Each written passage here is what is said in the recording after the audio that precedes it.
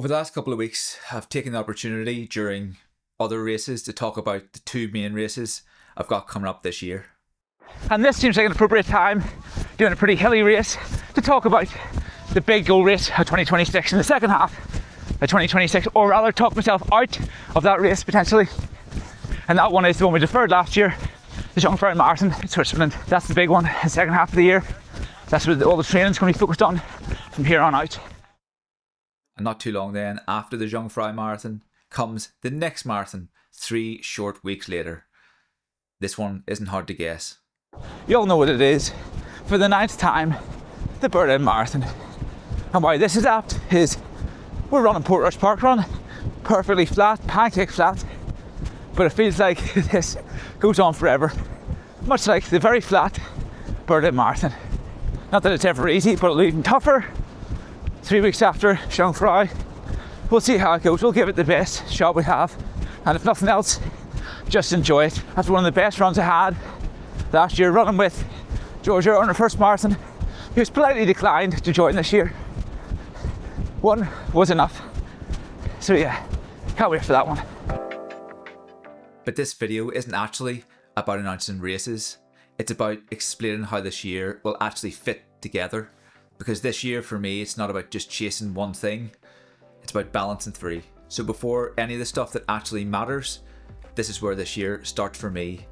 And I'm breaking the year down into 3 different pieces, 3 different arcs, I'm going to call it, for whatever reason. And the first part of the year, the first arc number 1, I'm calling Project 21. So what is Project 21? Well, it's to kind of help build the foundation for the year and everything coming up this year. It's essentially looking at myself, looking at how I am put together in this, my 40th year, and thinking, how do I get myself into the best possible place to take on what's coming up this year. Project 21 then is simply lose 21 pounds from where we are today, and it starts in January, where we are now, and has a natural end at the end of May. I'm under no illusions this is chasing perfection. It's not.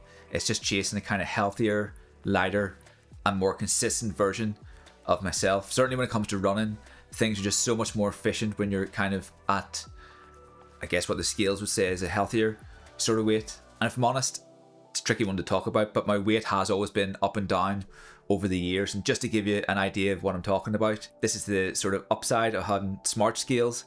This is my Withings Smart app. And as you can see, from 2017, my weight's been incredibly up and down. You can see where the pandemic kind of done its damage here in 2020. Over the last couple of years, it's been trending the right direction since I've got back to running, since I started this channel, of course. But yeah, this year I want to bring it down closer to where it was in 2018, when I was in kind of the best shape of my adult life, and that is the aim this year.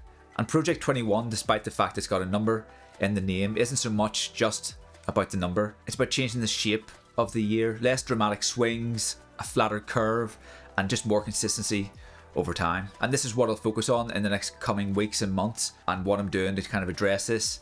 Obviously more consistent running, hopefully no injuries. Some gym work here I've started to implement, again, getting that bit older, trying to kind of improve overall shape and form for function's sake, and just doing the boring things well, eating better most of the time in a sustainable way, moving regularly, lifting a bit, and trying to get the sleeping right, because it's an absolutely massive part of any kind of appetite and weight regulation. And running wise, this phase, this arc, stays kind of simple. There's a couple of 5Ks in there that'll be coming up. There's also one more race at the end of March, a surprise race. I don't know what the race is, and so it's going to be a surprise to me as much as to you, so looking forward to that one. And I'll be honest, like, posting this and these numbers and the stats about weight is kind of uncomfortable, but I think it really does help putting the numbers out there, the accountability to say, here's where I am now, let's try and improve to a point anyway. And it's just me saying, this is the plan, I'm committing to it, I'll provide regular updates. If I don't look like I'm getting there, write in the comments, tell me how badly I'm doing. And the good and maybe healthy thing about Project 21 is it has an end point at the end of May, a kind of natural end point. So it's not going to roll over, it's not going to become my life, my personality. It's just a phase with a purpose. And Arc 1 then will end with a massive, significant life event that's not a race for me, and then we move on to Arc 2, Between Commitments. And this part of the year starts with the biggest trip I've ever done, and it's a new place, completely new people, new environment, and a bit of space just to relax and breathe. But as always, running comes with me. It always does, and there'll be a pair of running shoes, probably these Evo SLs behind me actually, that come with me, and there may well be a familiar YouTube face with me on one of the runs in that location. Stay tuned to find out who that is. But for this phase, running isn't the sole focus. It's there to kind of support the experience, not dominate it.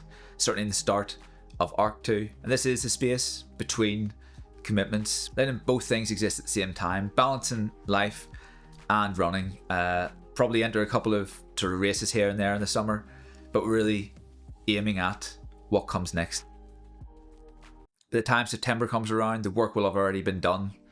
There's no more adding fitness, no more time. On the 5th of September, it's just about turning up, seeing what fitness is there, seeing where it can get us up the Swiss Alps in the Jungfrau Marathon. It's the kind of race that doesn't care how confident you feel or how tidy the year's been.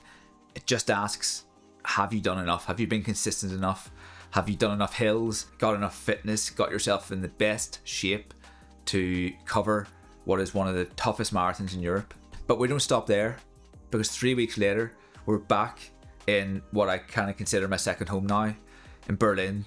For me, for the 9th time, for the Berlin Marathon. And from the unknown and scariness of Jungfrau to the familiarity and kind of that feeling of understanding how the week feels, every corner of the course, every water stop is memorized from the previous 8 attempts around the Berlin Marathon. And I've been there enough times that I know what a good day in Berlin looks like, and I also know how quickly it can unravel, especially on tired legs from running up a mountain a couple of weeks prior. And it's also significant this year. It's the last step before I'm able to achieve next year one of the things I've aimed at for the last, I don't know, kind of 14 years since I first took on the Berlin Marathon, and that is joining the Jubilee Club, completing the 10 Berlin Marathons, which hopefully, fingers crossed, will take place in 2027.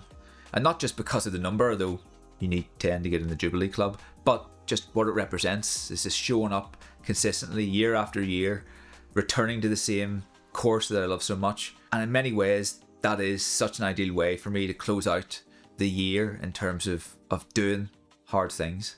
And beyond all of that, this year isn't just about what I'm doing, it's also about what I'm sharing. There'll be the usual stuff, the shoe reviews, plenty more of those, local races, and the everyday runs that don't make the headlines but still matter as we build through the arcs to the peak of the year. But there's going to be more as well, more conversations, more running with other people, and that for me means running with more of you guys from YouTube, people I've met already, people I have yet to meet, and there's at least one run later in the year that I'm really looking forward to with someone who I've admired for a long time. And I'm not saying much more than that just yet, but if you stick around this year, you'll see more from this channel than ever before. And they say if you want to make God laugh, tell him your plans, but this isn't a plan, it's just the shape of 2026.